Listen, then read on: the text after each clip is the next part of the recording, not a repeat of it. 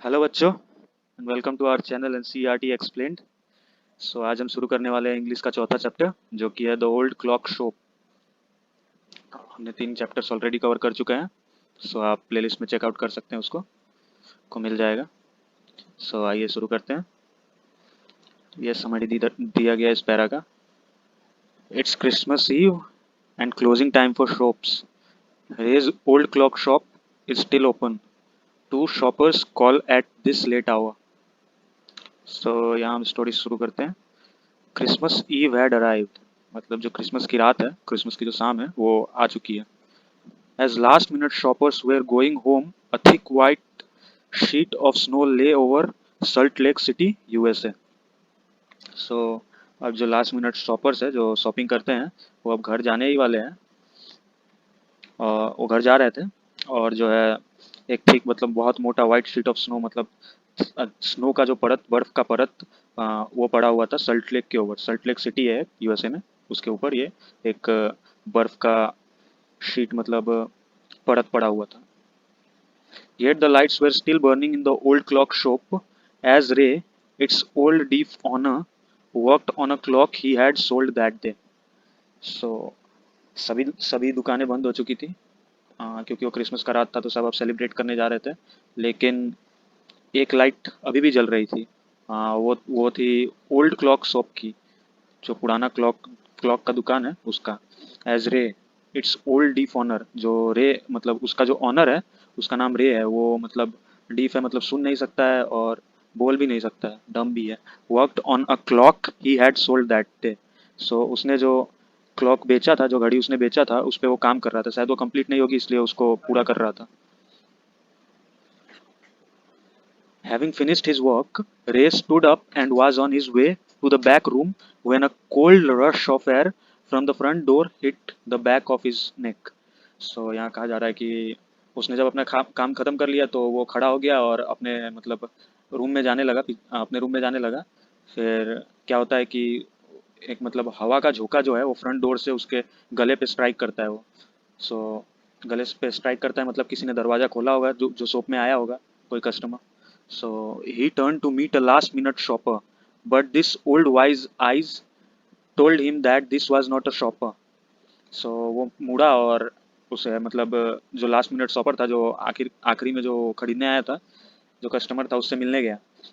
पर उसकी जो बूढ़ी आंखें थी और जो बुद्धिमत्ता थी, उसने उसने पहचान लिया कि वो एक शॉपर नहीं है, मतलब वो कोई खरीदार है नहीं। He saw two men, one in his twenties, the other closer to 50। उसने क्या देखा कि उसने देखा कि दो आदमी हैं। सो एक की उम्र शायद 20 साल की होगी और दूसरे की लगभग 50 साल की होगी। The younger man remained at the door. जो मतलब यंगर था, जो 20 साल वाला था, 20 साल का जो आदमी था, वो डोर पे ही, मतलब दरवाजे पे ही खड़ा रहा। The older man approached the counter with no sign of friendliness in his eyes. So जो बूढ़ा व्यक्ति था, वो काउंटर पे अप्रोच किया, मतलब वो काउंटर तक आया, और उसके उसको देख के लग रहा था कि वो कुछ खरीदने आया नहीं है। जैसे हम खरीदने जाते हैं तो अपना एक नम्र भाव रखते हैं दुकानदार से, वैसा उसके आंखों में कुछ दिख नहीं रहा था। Ray was able to hide his growing fear as he slowly pushed a notepad and a pencil across the counter. So रे जो था, जो शॉप का ऑनर था, वो डरा हुआ था। लेकिन वो मतलब अपने डर को छुपाने में समर्थ, मतलब वो अपने डर को छुपा पाया। और वो धीरे से मतलब एक नोटपैड और एक पेंसिल वो काउंटर के आगे बढ़ा दिया, कि उसको जो मतलब जो कस्टमर है, उसको क्या चाहिए वो लिख पाए उसमें, क्योंकि रे जो था वो तो डीफ था, मतलब सुन नहीं पाता और बोल नहीं पाता था, इसलिए। He smiled at the unfriendly face, then pointed to his ears and shook his head from side to side. So Ray ने क्या किया कि वो उस अनफ्रेंडली फेस, मतलब वो जो बूढ़ा व्यक्ति था, मतलब वो जो 50 साल का व्यक्ति जो काउंटर पे आया था, जो कस्टमर था, उसके फेस पे देखा और स्माइल किया एक। और वो क्या किया कि रे ने अपने कान की ओर इशारा किया, और अपने हेड से मतलब साइड साइड बाय साइड, मतलब ऐसे ना करने का इशारा किया कि मैं सुन नहीं पाता हूँ। A quick look of surprise changed the man's face as he studied the notepad, then turned and said something to his friend. वो सरप्राइज रह गया, जो ओल्ड मैन था, जो कस्टमर था, वो सरप्राइज रह गया। और उसने कुछ नोटपैड में पढ़ा, और उसने मतलब अपने उसका जो साथी था, जो दरवाजे पर खड़ा था, उससे कुछ उसने कहा। Ray used the chance to look closely at the man, paying attention to the shape of a gun and a relentless hand in the man's right coat pocket. सो जो रे था वो जैसे ही मतलब वो जो कस्टमर था उसने मतलब अपने उसका जो साथी था उससे बात करने के लिए मुड़ा, तो रे को चांस मिल गया उसको नज़दीक से अच्छे तरह से देखने का।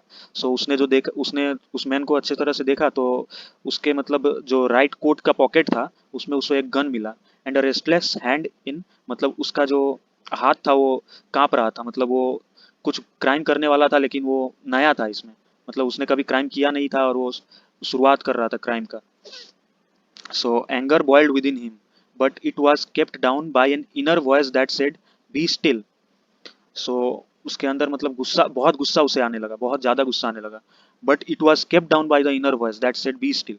लेकिन उसके अंदर से एक आवाज आई कि नहीं, शांत रहो। He wrote on the notepad, "May I help you?" So रे ने लिखा, नोटपैड पे लिखा कि क्या मैं आपकी कुछ मदद कर सकता हूँ। For the first time, the older man looked directly at Ray and smiled.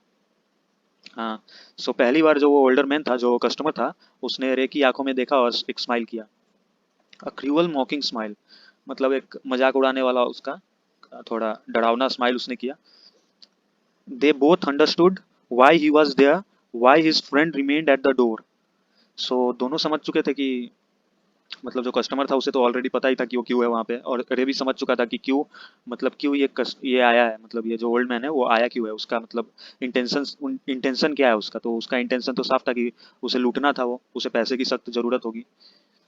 They looked like men who were down on their luck and were now ready to try something they would later be sorry about. So उन्हें देख के लग रहा था कि वो मतलब they were down on their luck, मतलब वो वे कुछ मतलब परेशान थे, उनका लक अच्छा नहीं चल रहा था, किस्मत उनका साथ दे नहीं रही थी।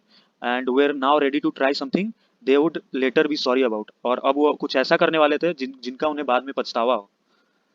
सो यहाँ नेक्स्ट पैरा का जो समरी दिया गया है, रे knows that his visitors are in need.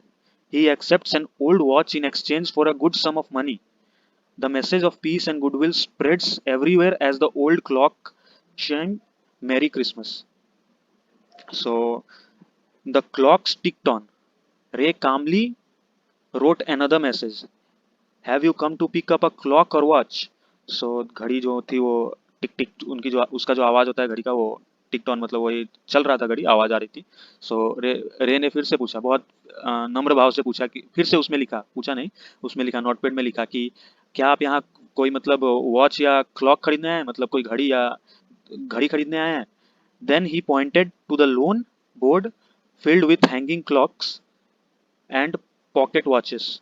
सो जो ओल्ड मैन था, जो कस्टमर था, उसने उसने क्या किया कि उसने वहाँ पे एक लोन बोर्ड लगा था, मतलब जहाँ पे मतलब लोन, मतलब आप गिरवी रख सकते हैं कोई सामान, उसके बदले आपको पैसे मिल जाए, वो मतलब वो लोन बोर्ड उधर लगा था, तो उसने वहाँ पे अपना इशारा किया। वहाँ पे घड़ियाँ और जो दीवार दीवार घड़ी होती है वो टंगी हुई थी। He was not a pawn broker, but at the same time couldn't say no to the needy people who placed their old watches or clocks before him for anything they could get. वो मतलब एक मतलब सामान लेकर उधार देने वाला, वो मतलब वो व्यवसाय नहीं करता था वो। तो पर फिर भी वो मतलब कभी ना नहीं कह सकता था नीडी पीपल को, जो जरूरतमंद लोग रहते थे वो ना नहीं बोल पाता था उनको, और उनके जो पुराने घड़ी थे और जो पुराने घड़ी होती थी उनका एक बहुत अच्छा कीमत दे के उन्हें रख लेता था। और बाद में जब उनका मतलब जो कस्टमर्स थे उनका सिचुएशन ठीक होने पर वो बाद में उस घड़ी को ले जाते थे, या कुछ नहीं भी ले जाते होंगे।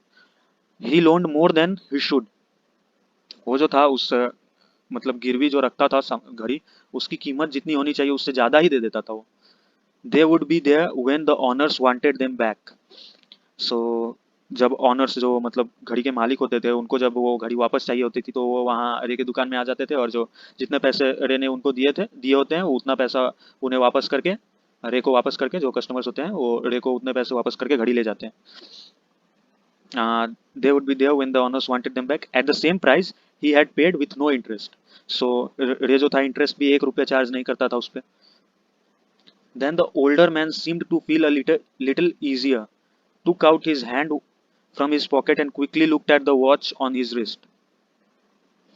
So जो ओल्डर मैन था, जो कस्टमर था, वो थोड़ा रिलैक्स्ड फील किया, मतलब रिलैक्स दिखा वो। उसके बाद वो अपना हाथ अपना पॉकेट से निकालता है और उसके हाथ पे जो घड़ी थी आ, उसे देखता है वो। How much will you give me for this, the man wrote. So जो वो कस्टमर था उसने लिखा, उसने नोटपैड में लिखा कि आप मुझे इस घड़ी का कितना कीमत देंगे। So Ray noticed a little shame in the grey eyes looking at him. So Ray ने क्या नोटिस किया कि जो कस्टमर था उसके आंखों में थोड़ा शर्म शर्म दिख रहा था, मतलब वो शर्मिंदा था अपने, वो जो करने आया था उसके वजह से वो शर्मिंदा था। The watch was nothing special and yet had great powers. So जो वॉच था वो तो कुछ स्पेशल था नहीं, एक नॉर्मल सा वॉच था, बट उसमें ग्रेट पावर्स थी। ग्रेट पावर्स इसलिए थी कि उसने मतलब उस घड़ी ने ही रे की जान बचाई है। मतलब रे को मतलब वो अगर वो घड़ी ना होता तो रे को शायद ये हर्ट कर देते, ये कस्टमर्स जो थे, मतलब जो रॉबर्स थे एक हिसाब से आप कह सकते हैं, वो रे को हर्ट करते और उसे लूट लेते तो उसका नुकसान भी होता, फिजिकली हर्ट भी होता वो। और प्लस ये जो कस्टमर्स जो थे ये रॉबर्स, उन लोगों का भी मतलब नाम खराब हो जाता, उन्हें मतलब उन पे कार्यवाही हो सकती थी। सो इसलिए इसे कहा गया है कि had great powers. It was something to exchange a way out of a bad situation. So ये मतलब एक्सचेंज में उन लोगों की सिचुएशन बहुत बुरी थी। सो ये उन लोगों के पास कुछ था कि वो एक्सचेंज कर सके और उन्हें कुछ पैसे मिल सके। सो वो घड़ी उन लोगों के पास था। Knowing that great need had brought the man to his shop in the first place, Ray asked how much do you need for it. So Ray को तो पता चल गया था कि इन्हें पैसों की बहुत ज़रूरत है। सो और उन्होंने देखा कि ये कस्टमर्स मेरे दुकान पे पहली बार आए हैं। सो रे ने पूछा कि आपको कितने पैसे चाहिए इसके। सो वहाँ से रिप्लाई आता है, they reply, the reply came back on the note pad, what ever its worth. So notepad पे वो जो कस्टमर था वो लिख के देता है कि इसकी जो कीमत होगी वो आप मुझे दे दो। Ray reached into his cash box, pulled out a $50 note and passed it into the man's hand.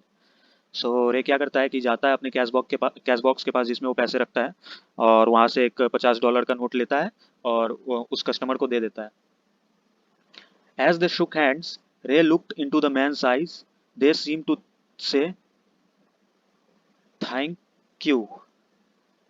सो उसने जैसे ही वो दोनों हाथ मिलाते हैं, रे और जो कस्टमर था वो दोनों हाथ मिलाते हैं। सो रे उस कस्टमर की आंखों में देखता है, तो उसकी आंखें कुछ कहना चाहती थी, मतलब वो कहना चाहती थी कि थैंक यू। वो थैंक यू कह रही थी रे को कि आपने मेरी हेल्प कर दी और मतलब मुझे क्राइम करने से बचा लिया।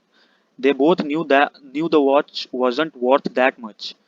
दोनों को पता था, रे को भी पता था और कस्टमर को भी पता था कि वॉच की कीमत कुछ ज्यादा है नहीं, वो एक साधारण सा एक नॉर्मल सा वॉच है, उसकी कोई कीमत ज्यादा है नहीं।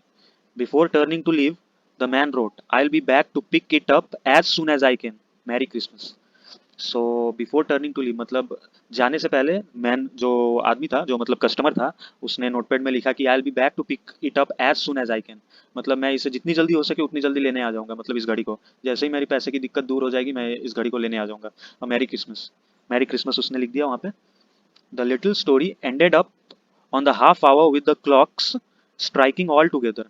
सो जैसे ये स्टोरी खत्म होती है ऑन द हाफ आवर, जो सारे क्लॉक्स थे वहाँ वो एक साथ स्ट्राइक करते हैं, मतलब जो टाइम था क्रिसमस का 12, मतलब 12 बज चुका था और ये क्रिसमस की नाइट थी। So the timepieces which had been looking on silently all the while rang out the time with such feeling that even Ray thought he could hear them।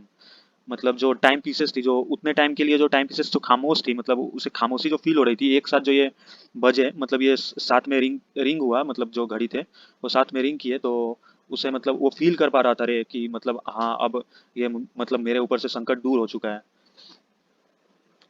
उसे मतलब वो सुनाई दे रहे थे कि मैं अब बच चुका हूँ।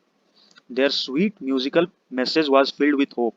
सो उसका जो स्वीट मतलब जो रिंग हो रहे थे क्लॉक्स, तो उसका जो स्वीट म्यूजिकल मैसेज था वो होप से भरा हुआ था, आशा से भरा हुआ था कि अब कोई दिक्कत नहीं है, अब इन लोगों की भी प्रॉब्लम सॉर्ट आउट हो चुकी है और ये मुझे कोई हार्म पहुंचाएंगे नहीं।